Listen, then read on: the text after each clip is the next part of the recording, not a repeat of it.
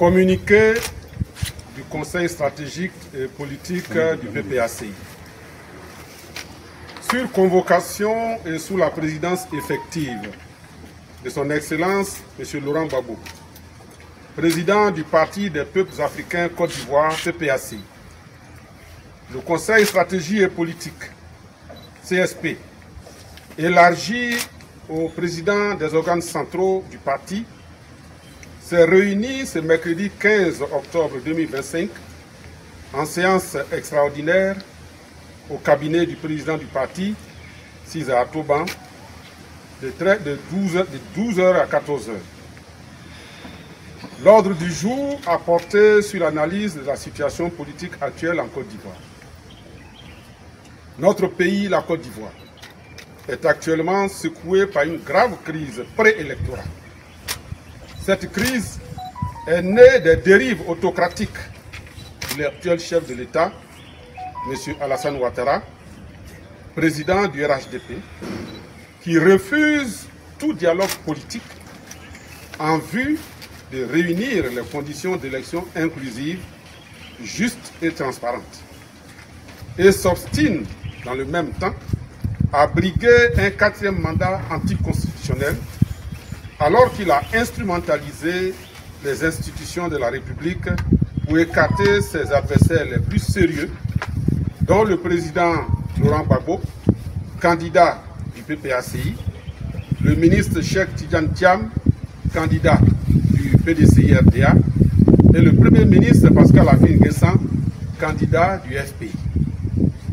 Au cours de la session extraordinaire de ce jour, le CSP a entendu une communication du professeur Sébastien Dano-Djedje, président exécutif du parti, membre du comité de pilotage du Front commun PPACI-PDCI-RDA. Son exposé a fait le point sur les manifestations démocratiques et pacifiques organisées par le Front commun, appuyées par des partis politiques membres de la CAPSI, des candidats recalés par le Conseil constitutionnel et des organisations de la société civile. Ainsi, le CSP a été informé que la marche pacifique organisée par le Front commun le 11 octobre 2025 à Abidjan, ainsi que les marches éclatées organisées à l'intérieur du pays, ont toutes été brutalement réprimées.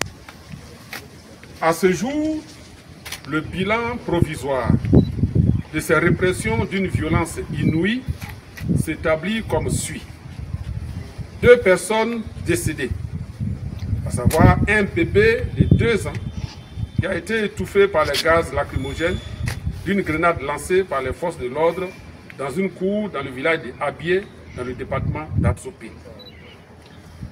Le jeune Alouan Ernest, atteint au cou d'une balle tirée par les forces de l'ordre, est décédé quelques heures plus tard sur la table d'opération. Précision importante. Contrairement à ce qu'affirme le communiqué précipité de la police nationale, le meurtre du jeune Alouan Ernest n'est pas le fait d'individus non identifiés.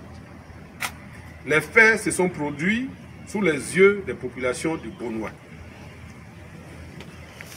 On dénombre également une trentaine de blessés et plus de 700 personnes interpellées, dont aujourd'hui 65 ont déjà été mis sous mandat de dépôt à la MACA.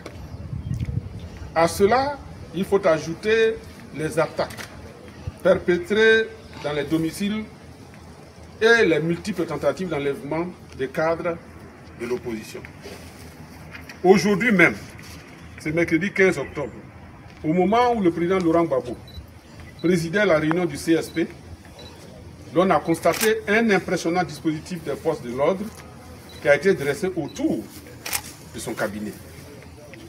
Le CSP salue la mémoire des victimes, adresse ses condoléances aux familles endeuillées. Il apporte sa compassion aux blessés, assure son assistance aux personnes en détention. Le CSP ne s'étonne point des dérives fascisantes du régime RHDP, un régime visiblement aux abois. Face à la gravité de la situation, le PPACI réaffirme sa détermination à poursuivre résolument et dans le cadre du Front commun, en liaison avec les autres partis politiques et les organisations de la société civile, le combat pour le respect de la Constitution, la démocratie et l'état de droit en Côte d'Ivoire. Il rappelle qu'aucune autre voie ne se présente au peuple ivoirien épris de liberté et de justice que celle de la résistance à ce régime dictatorial qui tente de se maintenir au pouvoir par la terreur. Le président Laurent Gbagbo, président du parti, a indiqué au CSP qu'il suit de très près les événements qui se déroulent depuis quelques jours. Il salue la détermination du peuple ivoirien à se battre pour le respect de la Constitution, pour des élections inclusives et démocratiques. Il lui exprime toute sa fierté et le rassure de sa solidarité. Il entend les cris d'indignation et de ras-le-bol des populations. Il a décidé de s'adresser dans les tout prochains jours au peuple de Côte d'Ivoire. Fait à Abidjan le 15 octobre 2025, le CSP.